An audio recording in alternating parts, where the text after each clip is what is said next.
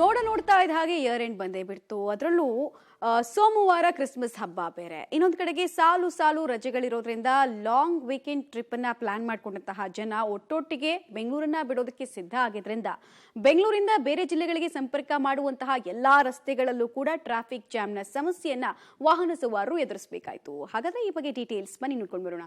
Weekend, Christmas, ಸಾಲು ಸಾಲು ರಜೆ, ಊರುಗಳತ್ತ ಜನರು, ಬಸ್ಗಳು ಫುಲ್ ರಶ್, ಹೈವೇಗಳಲ್ಲಿ ಕಿಲೋಮೀಟರ್ ಗಟ್ಟಲೆ ಟ್ರಾಫಿಕ್. ಇಂದು ವೀಕೆಂಡ್, 4ನೇ ಶನಿವಾರ, ನಾಳೆ ಭಾನುವಾರ, ಸೋಮವಾರ ಕ್ರಿಸ್ಮಸ್. ಸಾಲು ಸಾಲು ರಜೆ ಸಿಕ್ಕಿರೋದ್ರಿಂದ ಇಯರ್ ಎಂಡ್ ಎಂಜಾಯ್ ಮಾಡೋಕೆ ದೂರದ ಊರಿನಿಂದ ಬಂದು ಸಿಲಿಕಾನ್ ಸಿಟಿಯಲ್ಲಿ ಇದ್ದವರು ಊರುಗಳ ಕಡೆಗೆ ಮುಖ ಮಾಡಿದ್ದಾರೆ. ಇದರಿಂದ ಕೆಎಸ್ಆರ್ಟಿಸಿ ಕೂಡ ಹೆಚ್ಚುವರಿಯಾಗಿ 1000 ಬಸ್ಗಳನ್ನ ರಾಜ್ಯದ ನಾನಾ ಭಾಗಗಳಿಗೆ ಮತ್ತು ಹೊರ ರಾಜ್ಯಗಳಿಗೆ ನಿಯೋಜನೆ ಮಾಡಿದೆ.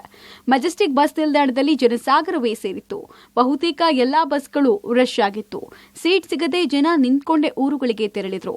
ಶಕ್ತಿ ಯೋಜನೆಯ ಲಾಭ ಪಡೆಯೋಕೆ ಪ್ರವಾಸಿ ತಾಣಗಳ ಕಡೆ ಹೋಗುವ ಮಹಿಳೆಯರ ಸಂಖ್ಯೆಯೂ ಹೆಚ್ಚಾಗಿತ್ತು. ಮೈಸೂರು ರೋಡ್ನ ಸ್ಯಾಟಲೈಟ್ ಬಸ್ ನಿಲ್ದಾಣದಲ್ಲಿ ಇದೇ ರೀತಿಯಲ್ಲಿ ಜನ ಸೇರಿದ್ರು. ಜೊತೆಗೆ ಸ್ವಂತ ವಾಹನದಲ್ಲಿ ಊರಿಗೆ ಹೋಗುವವರ ಸಂಖ್ಯೆಯೂ ಹೆಚ್ಚಾಗಿ ಮೈಸೂರು ರೋಡ್ನಲ್ಲಿ ಕಿಲೋಮೀಟರ್ ಗಟ್ಟಲೆ ಟ್ರಾಫಿಕ್ ಜಾಮ್ ಉಂಟಾಗಿತ್ತು.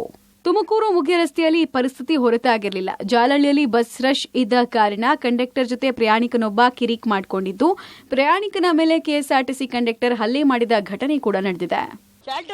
ಡೋರ್ ಹಾಕಿರಿ, ಯಾಕೆ ಡೋರ್ ಹಾಕ್ತೀರಿ ಅಂತ ಕೇಳೋದಕ್ಕೇನು ಮಕ್ಕೆ ಇದಕ್ಕೆಲ್ಲ ಹೊಡೆದಾನೆ ಸರ್. ಕೆಎಸ್ಆರ್ಟಿಸಿ ಕಂಡಕ್ಟರ್ ಅಂತ ಸರ್ ಅವನು. ನೋಡಿ ಸರ್ ಹೆಂಗೆಲ್ಲ ಹೊಡಿತಾರೆ. ಕಂಡಕ್ಟರ್ ಅಂತ ಅವ್ನು ಕೇಳೋದ್ನ ಕಂಡಕ್ಟರ್ ಅಂತ ಅವನೇ. ಸಿವಿಲ್ ಡ್ರೆಸ್ ಅಲ್ಲ, ಅವನೇ ಕಂಡಕ್ಟರ್ ಅಂತ ಹೇಳ್ತಾನೆ. ಒಟ್ನಲ್ಲಿ ಶಕ್ತಿ ಯೋಜನೆಯ ಎಫೆಕ್ಟ್ ಒಂದ್ ಕಡೆ ಆದ್ರೆ ಸಾಲು ಸಾಲು ರಜೆ ಹಿನ್ನೆಲೆಯಲ್ಲಿ ಬಸ್ಗಳೆಲ್ಲ ರಶ್ ಆಗಿತ್ತು. Maruti public TV, Bengaluru.